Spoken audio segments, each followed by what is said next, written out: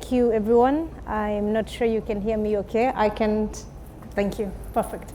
So thank you all so much. My name is Elizabeth Wathuti. I'm an environmentalist and a young African climate leader. I'm the founder of the Green Generation Initiative that's based in Kenya, where we're working with children, young people, and local community, enabling them to build their resilience to the climate crisis. And I'm also a commissioner at the Global Commission on the Economics of Water, bringing in an intergenerational approach to water and also looking at the aspect of how we can be able to bring in the water conservation when we discuss climate and when we discuss biodiversity, because all these issues are interconnected. And we're having a very exciting time because the Commission has just released a landmark report that is looking at the hydrological cycle and the fact that the global hydrological cycle is being heavily destabilized by change in land use patterns, climate change, and also the aspects of continuous degradation of our biodiversity and the depletion of our biodiversity. And we're gonna be having this discussion today to unpack some of the components within the report, but it's very key that we're having this during the COP29 because this is a COP about climate finance, but we've also seen how underfunded the water aspect has been, and to a bigger extent even biodiversity. And within the Commission, we are looking at two perspectives, and one of them is the blue water and the green water. And the blue water is mostly what we speak a lot about. That is the water that is flowing from our lakes, our rivers, and our oceans. But we hardly talk about the green water, that is water that comes from the vapor in the air and also the soil moisture. And this brings a bigger perspective of also the role of various stakeholders, young people, indigenous communities, and various stakeholders, private sector and institutions and all governments, especially when it comes to making sure that we can conserve and protect biodiversity. And many people will say, especially in the urban areas, that water comes from the taps. But really water does not come from the taps. It comes from catchments that are being protected by people, and it actually also comes from under water sources that are being depleted. So it's a really key issue, and within the Global Commission, we're looking at water as a connector that is connecting communities, that is connecting countries, that is connecting each one of us, especially with the transboundary flow of water and the hydrological cycle. So if the water is connecting us and it's flowing through all the sustainable development goals, then we must work together collectively to make sure that we protect this vital resource. And within this conversation, we're actually saying that water is our lifeline. So if we're not talking about water within the climate discourse, then we're not going to be able to as well achieve our climate targets. So I have an amazing panel here today. I'm really excited about this because they're all amazing and doing amazing work within the space, and we will be diving deeper into this conversation. But before we start, I would love for them to introduce themselves and let us know what they're doing, and then we can be able to carry on with the deep dive conversation. And I can start with Para from my end. Hello and salam everyone. This is Prey from Pakistan, and I'm working as an environmental chemist in Sindh Environmental Protection Agency, Government of Sindh, Pakistan. My department is actually a provisional department, and over there I'm working environmental chemist. My mainly work for the betterment of the water analysis, and we are basically working to ensure the purity and ensure to everyone can get the water, not for the drinking but for the other resources as well. Because if you want to get a water for the drinking, what about our agriculture system? We are ensuring, and we are the one that are giving and ensure by analyzing the water, because we are working kind of maintaining a TDS level, total dissolved solids, and these are criterias and making this one because we are following a two kind of the SQs, that one is a WHO, World Health Organization's parameters, and second one we have our national parameters to ensure the sustainability of the water. And I'm representing my government of Pakistan here, being as an environmental chemist. Thank you so much.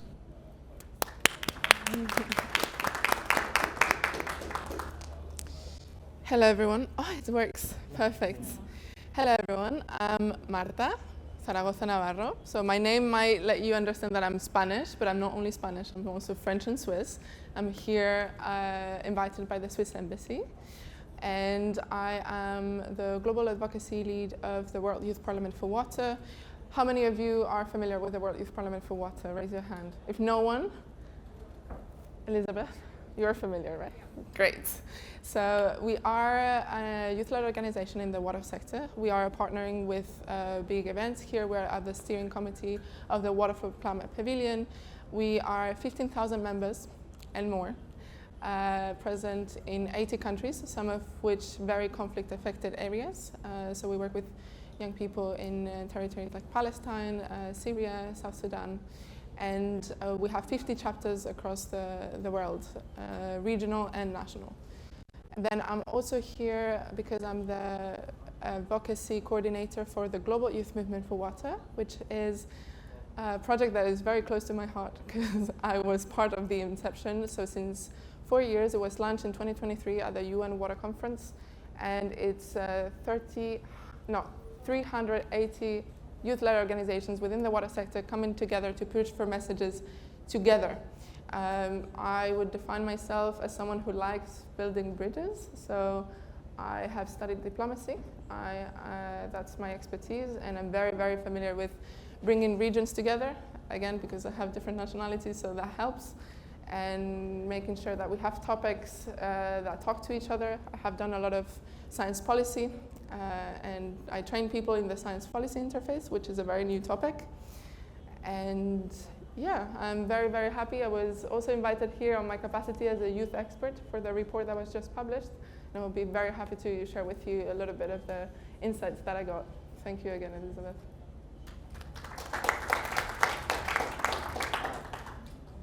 First of all, I just want to say it is an honor to be on this panel. I dropped out of college, so I have a much different take on my relationship with water.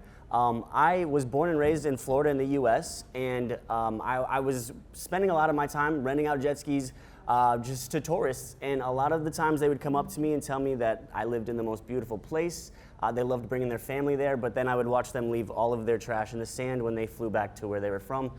And it never really made sense why you would treat your favorite place in the world like that, or show your family that that's how you would treat your favorite place in the world. So I decided to just start making videos about it, and more specifically me picking up the trash and showing how we can all make an individual effort. And as I started that journey, I started realizing the intersectionality of everything. And through the intersectionality of everything, I've realized that water connects through the intersectionality of all these different topics. And recently, within the last month or so, the area that I live in was very familiar with water. We got hit by two massive hurricanes, Hurricane Helene and Hurricane Milton. We called the first one 1 in a 100-year storm, and then we got the next 1 in a 100-year storm within the same week. So I've always been an advocate for water. I grew up on the water, and it's literally what started me. Again, I said I dropped out of college, so I didn't have the expertise or the degree. I just really, really cared, and I wanted to share that passion, and it has led me to 2.2 million followers on TikTok of youth following, passionate, love what I'm doing, and they love sharing their stories of what they're doing as well, and I try to give them my platform and show them that if I could do it, so can they. So I'm super honored to be here on this panel with you all. I think one amazing thing that is clearly coming off everyone's introduction is the fact that the solutions are already being led on the ground by young people. And one of the components that we were advocating with the Global Commission on the Economics of Water report is the aspect that we need to have, speaking about how we value and the common good. So within the spaces where the decisions are being made, and when we're discussing also the aspects of finance and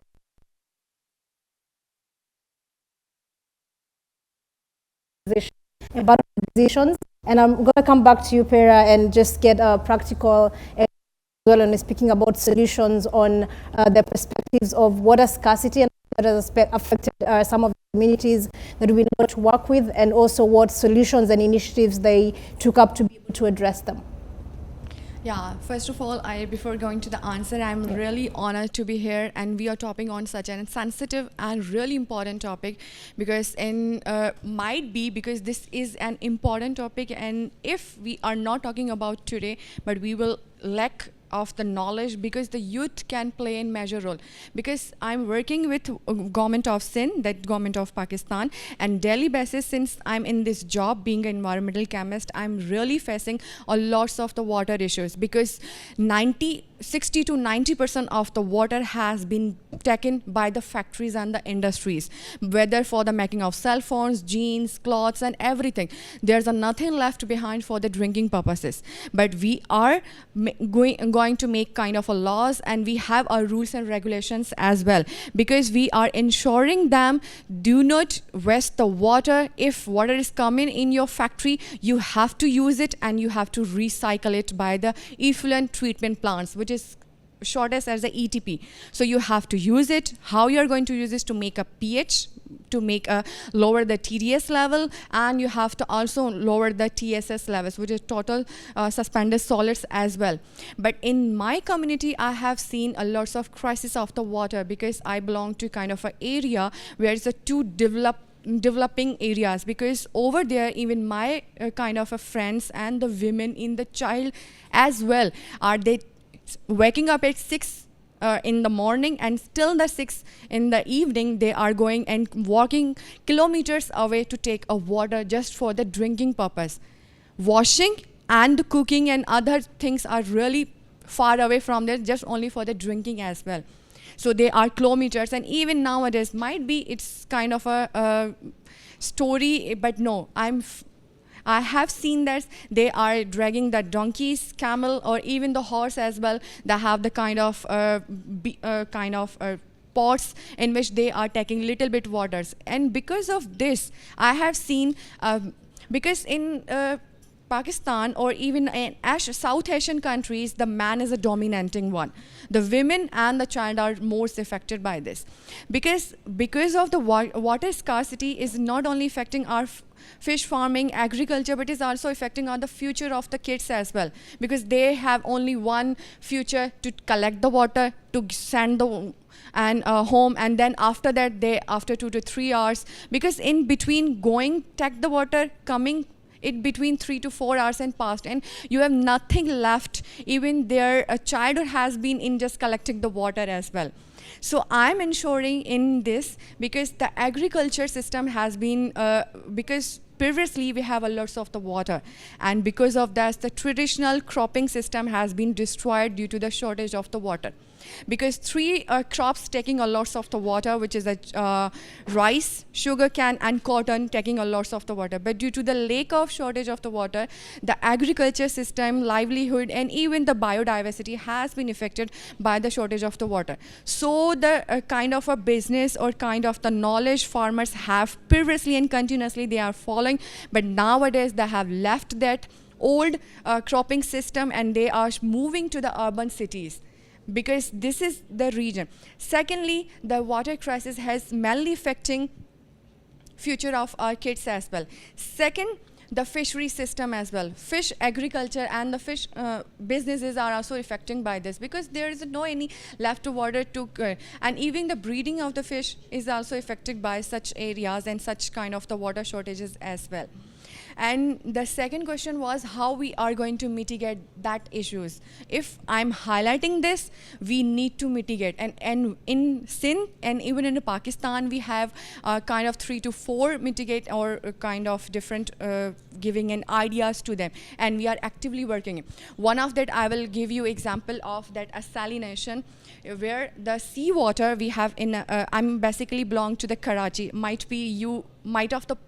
Most of the people can know from port we have one sea in our region, so we are using that seawater, that is a saline, highly in a salted water, and we are converting into a fresh water for the drinking purposes and for the agriculture as well.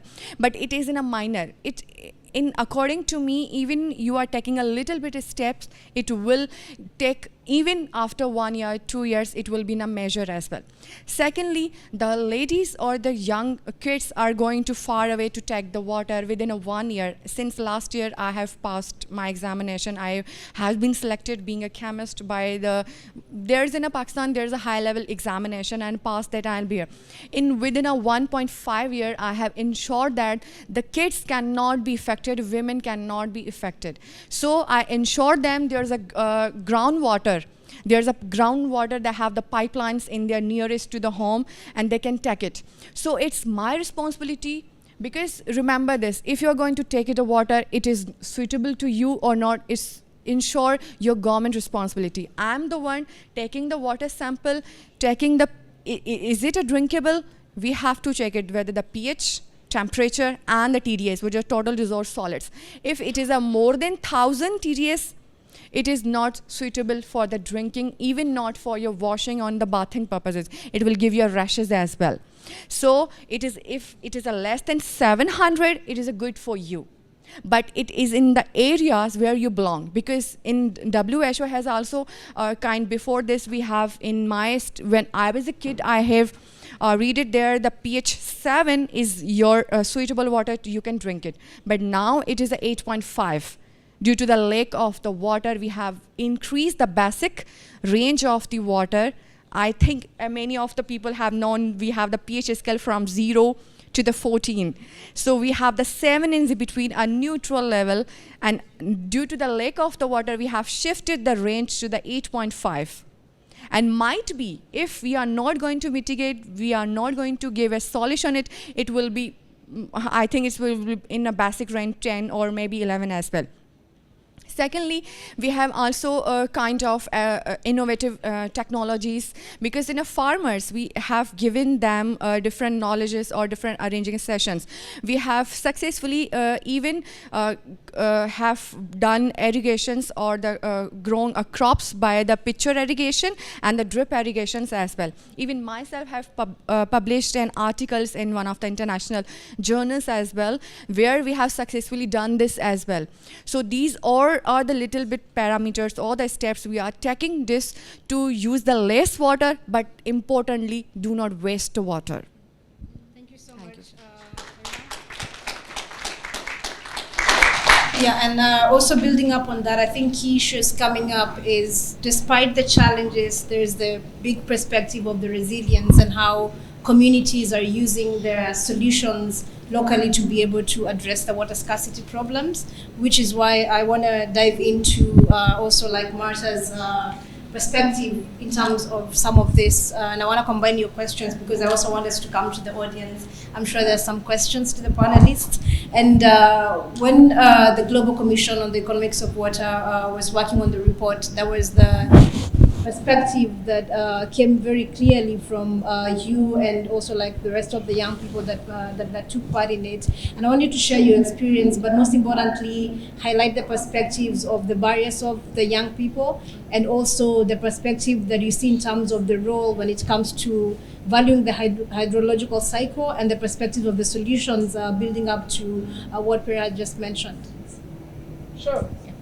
I'm not sure this works very well. Oh, okay, good. Maybe I'm going to tap first on the added value of young people, especially right now I see a lot of young people here, so maybe you can take some of these talking points and then bring them back to your local governments, your national governments, international agencies, as why do you need young people to work with you? And then I will smoothly transition, hopefully smoothly, into more or less like why young people were included within this report. Okay. This is not working. Am I speaking loud enough? Yeah? Yes. Great. Perfect. Also, a little bit on myself. I was born and raised in Valencia. How many of you are familiar with what is currently going on in Valencia and what happened in Valencia? Yeah? You see, climate change, water and climate are interlinked. We are seeing more and more affected areas all over the world in different places. There's too much water, too little water, too polluted water. So this is coming, and it's coming for us, and it's very, very important that we start taking action. However, we cannot start taking action if we don't include young people. Why?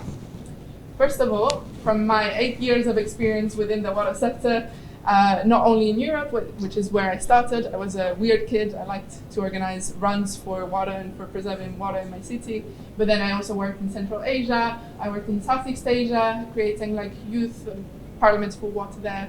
I worked with some African partners as well, and trying to bring also more Latin American representation to different conferences, but because we tend to see less of it.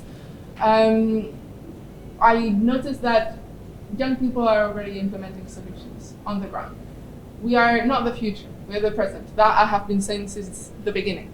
We are already contributing with solutions on currently identified challenges. So right now there's negotiations going on. They're talking about common problems. Young people are already bringing solutions. For example, there were a set of young people since 2016, I think. They already developed some little bowls that are creating alternatives to plastic for packaging water or for packaging sauces. We already see a lot of young people who are creating innovative approaches for transboundary water management, which is very, very, very necessary because water knows no borders. We see it. There's river deltas, there's upstream countries. It's very, very closely linked to conflict, but also for sources of potential cooperation. This is where the term blue peace that started. If you are not familiar with Blue Peace, I beg you please check it out because it's a very, very nice initiative, and there might be things that you might want to implement within your own agencies with that. There's a Blue Peace index that exists. There's young people are also in touch with communities that normally some agencies cannot reach. So we as young people, we can talk to certain marginalized communities that are of very difficult access. We have seen that over and over in the Amazons. We have seen that over and over also in Europe, where I'm from, with for example, like the Sava Youth Project for Water, etc., etc. Young people as well, we are the ones who are going to be allowing innovations, but also political initiatives to perdure throughout the years. At one point, older generations, or as we say in certain countries, wiser generations, even though we might discuss this, are going to leave. If they want to see their projects continued, they need to onboard new experts. They need to onboard young people who will then be familiarized and feel included enough within these projects to keep maintaining it, so that we don't start from scratch all the time. We also see that the water sector is a sector that is very, very, very, very highly evolving. We see that in finance, for example, right now, I'm sorry to say this, but the financing of the water sector is a little bit outdated. This is why this Global Commission on the Economics of Water is so important, because we need to think about innovative ways of making finance and financing these different water approaches. So again, young people, they have access to these new knowledges, they have access to these new technologies, they have access to the newest of the newest trainings that are being put on the market. And again, I am not saying that going to a university or following courses is the only way of getting involved in water. I have been involved in a lot of cultural mobilizations for speaking about water to different communities. So again, take these talking points, bring them to your elected leaders, bring them to your communities, get involved in whatever capacity, in whatever way you might deem fit for you. So be it advocacy, which is kind of like my passion, but you can also do it through arts, poetry. We have poets, we have influencers. You have a massive following, and you are bringing this message to a lot of communities that we, for example, can't. Be it through your studies as STEM or social scientists. And then another kind of question or sub-question that was asked to me was the barriers that we young people face when trying to influence the water sector. And I think these are very clear. Right now we see more and more of young people being involved, right? I mean, we're here, and believe me, like 8 years ago, that was unthinkable. However, do people who invite us know why we are here or why we are useful? Please take the messages that I said before, come up with new messages and actually share them with me, because I will be very interested in taking notes. and then explain to them why young perspectives are important. It's also our responsibility to organize ourselves. So it's not because there's one young person speaking that becomes the youth. No, this is why right now in the water sector we're really establishing the Global Youth Movement for Water. This was launched in 2023 for the UN Water Conference that was in New York. In 2026 we're going to have another UN Water Conference. So please keep in touch if you're interested in this sector. We see that we lack also a lot of seed funding for youth innovation. We lack a lot of entry-level opportunities. This is why I'm very thankful for the Commission to have established this youth expert committee as well, allowing us to also partake in a publication that has had so many ripples and so much impact right now in the community and is going to continue having this impact. We lack mentorship opportunities as well, be it in STEM or in social sciences, also for innovation. And we see at the end of the day that sadly we're still being tokenized in a way that hopefully we can prevent, but it's not always easy. We have still a lot of work to do, but that's why we're unifying ourselves. We're bringing all of these perspectives together. We're having consultations at a regional level, at a local level, and then we bring these more local messages to the international sphere. And that's what I love. I love making sure that the actions that are being undertaken on the ground are presented then as solutions to the international level. That's what I'm good at, that's what I'm here for. If you're interested, come talk to me later. I will have to run because I have a meeting that is quite important that I need to go to. But remember my face and come talk to me because I'm very, very, very accessible.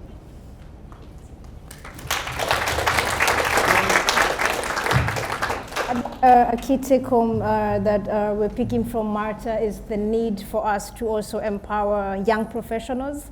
And when we talk about the question of are we or have we prepared our young people enough for that future that we're talking about? Are they empowered? Do they have the tools that they need, the resources that they need, even as we transition to a sustainable and a green world? I think that's something that's going to be key, even in terms of skilling, upskilling, and making sure that they have everything that they need at their disposal. And I want to come to Kaylin as well.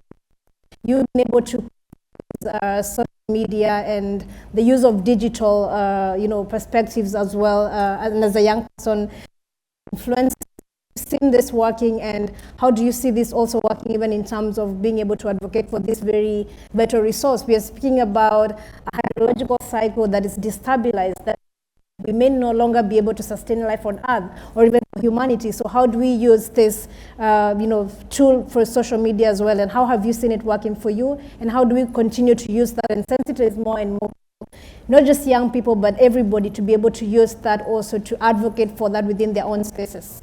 Absolutely. So for me, it was a very interesting kind of journey for me. I was learning as I was showing my audience along the way. So it kind of felt like we were growing together.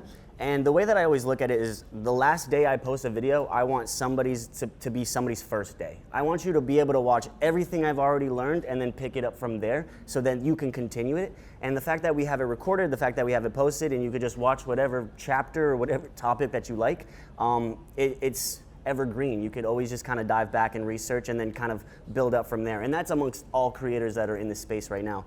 Where I've seen it really working is with just the passion. I really related to the kids who were really just interested in, and how do I get started and where do I go? So I kind of just took it upon myself to throw myself in there.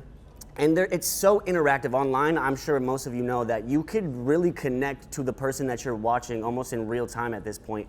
And a perfect example of that is back in 2022, I was finding all these plastic beach toys on the beach, and I just started collecting them, and I poured them all out in front of the camera, and I was like, what do we do about this, y'all? This is so many beach toys.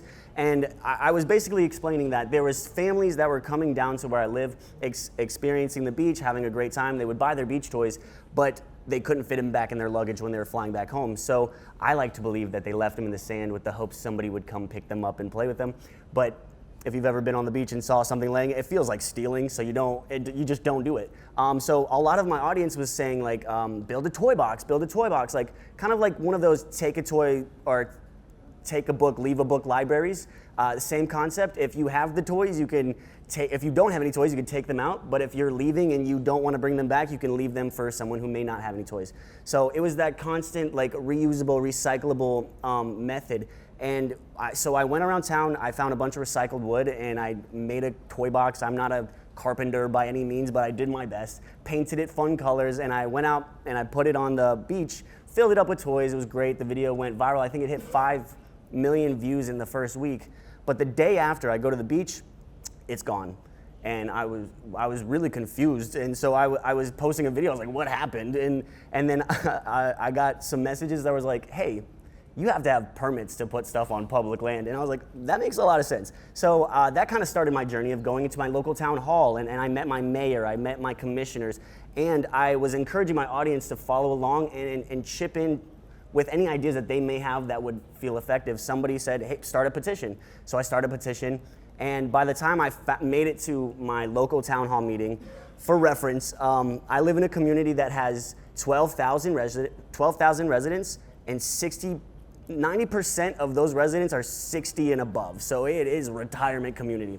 And so they were baffled that 6,000 people had signed a petition to put a toy box on the beach, and that 5 million people knew what Reddington Shores was. So in the town hall right there, unanimously, I was kind of like, I don't want to go tell them all you guys said no. And so they unanimously approved it, and it went from me building a toy box, saving all these toys to save from a landfill, them taking it, throwing them in a landfill, to now there's multiple toy boxes amongst all 30 miles of the shoreline that we have in Pinellas County. And it's so fun to see what kind of, I always say that it breathes, because sometimes it'll be full, sometimes it'll be empty.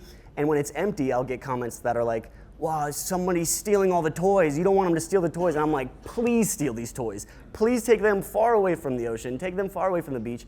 And then with that same sentiment, even on a broader topic of something not so fun and exciting, but we have, for context, I live in an estuary, and it's Tampa Bay, and we have, on the other side of the bay, there's a wastewater treatment plant that went out of business in 2001, and a hurricane came back, or hit in 2021, and basically fractured the foundation of a 400 trillion liter wastewater treatment plant. And they were all trying to figure out what to do. So instead of letting everything just drain into the bay, they were like, let's clear the top 40 million gallons and just dump that into the bay. I mean, I guess. So what happened though was that spawned a massive red tide. So you couldn't go to the beach. I think there was like 6,000 tons of mammals like dolphins and manatees. There was 6,000 tons of fish washing ashore. You could not walk onto the sand without stepping onto a deceased fish. And it was really bad for your eye. So I started doing research. I was like, what is this? I learned about Corinna brevis and how eutrophication works. And again, it was the same kind of thing. I was taking my audience along with me. And the way that I learned is I love visuals, and I love analogies, and I love symbolism. So I had the honor of meeting Dr. Jane Goodall earlier this year, and she was telling me that like numbers are great and the facts are important, but they will numb the listener, so you have to approach it with a really great story. And I always thought that was like such a fun way to go about it. And so I started building these stories about what was happening and why this, again, with red tide and that many dead fish on the beach, it's pretty easy to show why that's not great. But then when you get into the science of like what K. brevis is, and sure, a red tide is a naturally occurring phenomenon, but it's sort of like when you have a campfire and you pour gasoline on it, it's gonna make it worse. And that's the perfect analogy of the way that I was explaining, and it just clicked in these young minds. And so we all started kind of talking about it, and it ended up being the wastewater treatment plant was held accountable, and I think they're in a $30 million lawsuit right now. But now they're just like pointing fingers at each other. So that's the second part of where we're at. But yeah, it's really just showing what I'm doing, and again, just kind of leaving them with everything I've learned and then letting them take it from there. And I love what you said about not having just one face, like decentralizing the entire youth and not having one person be the youth, but the youth be the youth. Yeah. That's a powerful way to come to our audience, because that demonstrates that each of us can actually do something about this key critical resource that is water, and how we can be able to bring these connections and raise awareness, get more and more people to understand the issues that are at hand, but also not just get them to understand, but get them to actually take action. I think that's something that is very critical that I've picked, that you raise awareness, get people to understand, but what do they do after they understand? And I think you've been able to bring that out very well also with the audience. So I want to come to the audience, because I think we have about 8 minutes for quick questions, and then we can be able to have the panelists respond, and we can wrap it up. I don't know if there's any question in the audience. There's one here, if you can get a mic. Yeah. I love your hat. Yeah. I had a question for y'all when you were talking about the different types of crops and how much water they use. You were talking about things like rice and sugarcane using a lot of water. And I was wondering about the economic feasibility of using crops that use less water, because sometimes they don't make as much money for the farmer and it can be difficult for them. Actually, I'll just give you an answer, because every time when the farmer is growing the crops and he is the one dying with poverty, so I don't think so if he grows something and it will be getting benefit to him, because he, in the end, he is affected, whether the loss of the water, even the loss of his agriculture as well. In both of the situations, he will be affected. So it's better to give them another way in terms of research, in terms of awareness sessions, so he can use the less water in which his money cannot be more used. Because whenever the farmers is grow crops, unfortunately government has decreased the price of that.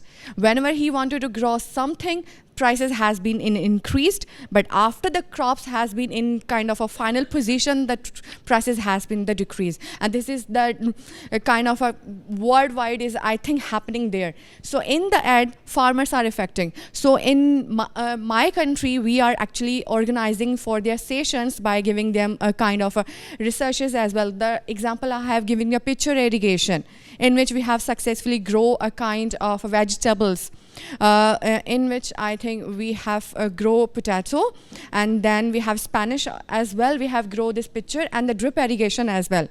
But for the cotton, sugarcane, and the rice, of course, it needs a huge water. For that, we are going to, still it is in a research, because we need to take a water for the minor, less use, and but more effective one. So this is still in a research one. I hope we can, next year, I will, if I'm in a COP30, and I'll give you a surety of this, we can grow a crop, sugarcane and rice in less water as well. I hope I have given the answer. Any other question? This one on the end. Thank you, Mr. Colling. I appreciate the efforts you've made to the society. And I've just got a quick question, because I understand that a majority of people, when they're using TikTok and social media, they will decrease the severity of the issue. And a lot of subscribers might see what you've done as a challenge or something. They might be confused about the actual things and the topic you want to convey to people. So I just want to ask, is there any solutions you had to solve that problem, to actually remind people that this video is to raise people's awareness rather than to entertain? Yes. I could give you the simplest answer is just consistency. The way that I approached it was I created a series where it started as day one of me picking up trash on TikTok, and I went for 500 days straight. So when I'm spending one day, I'm talking about how there's cigarette butts and how they're leaking the chemicals into the surrounding area, and you can show it with how, like there's a brown little part in the sand. And then you can also, the next time, say it was like Shark Week, I will talk about how, the sharks have been getting a bad rep. And so it's more, I like to blend the education and entertainment, and then while always still really finding a moment to be serious about the topic that I'm approaching.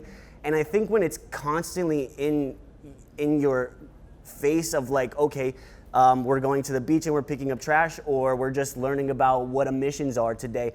This constantly being able to go to my page for a resource or for either just a short video about what I found today, I think a lot of my audience was aware that you can approach this in an optimistic way. I never really want to spread climate doom, but I never want to belittle the issue. So it is a fine line that you gotta play, but it's also really effective in getting people to do something. I'm always focused on once somebody scrolls past my video, what do they do? Do they keep watching videos, or do they put their phone down and go outside?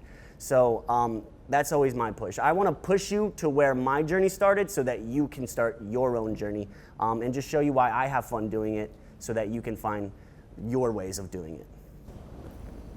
Yep. Thank you. So I want to allow Marta to say something. She has to run to another meeting, but I think in your closing parting shot, it would be great if you could say what your message to COP for water is, and perhaps how people can keep in touch with you in 2 minutes. And I actually also wanted to say a couple of things about the questions that were asked. For the first question, I think this is a very difficult topic to talk about, but it's also the right price to water. And this has been negotiated for a long time. This is more and more being discussed behind closed doors, but also sometimes publicly, because we still see a lot of places where, again, valuing water is very important, but sadly, there's still places where you can just take groundwater, take it for granted, have your crops flooded, and then not be held accountable because of this. But again, it's a very difficult conversation because you need to make sure that the people paying for this water that is precious and that is finite. We don't have water forever, especially drinkable water, and a lot of the population today don't have drinkable water. We need to keep that into account. In some countries, it's more than half of the population that doesn't have access to clean, safe water to drink. Is making sure that the marginalized communities and the vulnerable populations are not the ones paying the price of this water, but still finding a way to preserve it and to make sure that there is a right price put to it. That's the only thing I wanted to say when it comes to this. And when it comes to the more fun way of engaging people and of engaging young people, I'm actually 1 Million Youth Action Challenge ambassador. If you're looking for seed funding for specific SDGs, come to me as well, because we do have seed funding. And we are doing a lot of also creative engagement, because again, you need to adapt to your audience. I can go to these meetings and talk to experts. It's very, very important that we put forward these youth experts who have devoted their lives to train themselves and to equip themselves with data, with numbers, etc. And it's also very, very important to have and reach not only to the mind, but also to the heart. And then the hand, give the hand. You know, we need to onboard new members. We need to be able to help each other out, especially as young people, because it's not easy to be here. So I was here before COP, and with Azerbaijani youth, we developed like a tiny social media campaign where we involved young people from all over Azerbaijan for a beach cleanup day. We also we started this in Bali at the Water Forum, where also with Balinese youth and with an artist, Lina, we created these massive letters, "We are water." You can look it up on YouTube, but with plastic that we found on the beach. Because again, Bali, very beautiful, incredible culture, but hotels are throwing a lot of stuff in the waters, and we find a lot of products on the waters, and sadly, it's very difficult to raise awareness on this topic. So we partner again with artists, and we created this big symbol, and then we have a video, and then we are supporting young people who are doing very local projects, who need some funding in order to put this. But again, it's about making it fun, allowing also families to get engaged. So in Europe, we have a lot of actions for families in order to do beach cleanup actions that are safe also for kids. It's a very good way of starting conversations among generations and among families at dinner. And it's also a very good way of get people firstly engaged within the topic, interest them, challenge them, make them dance. We also have some dancing challenges. I ended up dancing to Thai La Water. Do you know this song? Like, make me sad, make me na na. And I was like, our water challenge. So again, get them hooked with this and then keep them interested afterwards. And hopefully they also become who we are today, like here at these conferences, and they manage to share their journey for others who their journey will inspire. So I will leave with one sentence for COP. I really hope that we can discuss a little bit more about accountability. We can discuss a little bit more about the implementation of what we agreed already. I hope that we can, again, build on what was already agreed, build on what already exists. Let's not reinvent the wheel. That's too complicated, it's too much effort, and honestly, there's so many other people who were engaged before we were, who have been doing an incredible work. Hopefully we can get more civil society in here. Hopefully we can talk more about gender and about women. You mentioned women before. Exactly. Children, youth, indigenous knowledges. We need that. We really need that. And honestly, the current state of affairs is not very, very positive when it comes to keep engaging these sectors of society. But again, if you look at UNICEF numbers, 1 out of 3 children don't have access to enough water. And we need water to have a decent life. We need water as well to develop well as children, mentally and physically. Check out UNICEF numbers. It's a little bit sad. It's normal to be frustrated, hopefully not too frustrated. So whenever you feel frustrated, please go back to your local projects. Please go back to his videos. Please go back to the incredible report, even though it's a little bit technical, and feel that you're not alone, because again, we are not alone. And it's good to have a vision, but it's even better if we manage to share it and if we manage to feel like a community and we build on the movement that has already been started. So thank you very much, and I'm very, very sorry that I need to run.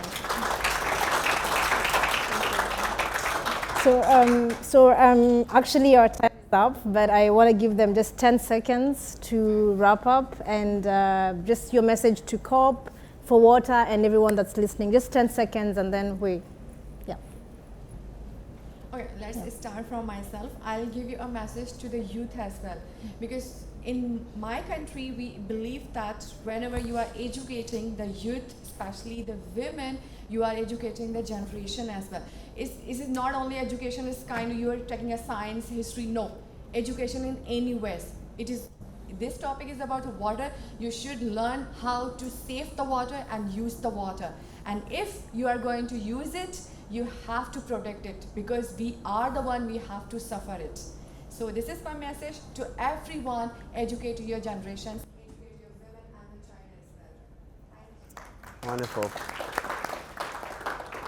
I think my message would be, in terms of water, is to all the young people, be a sponge, and to all of the wise people, just go with the flow. Thank you.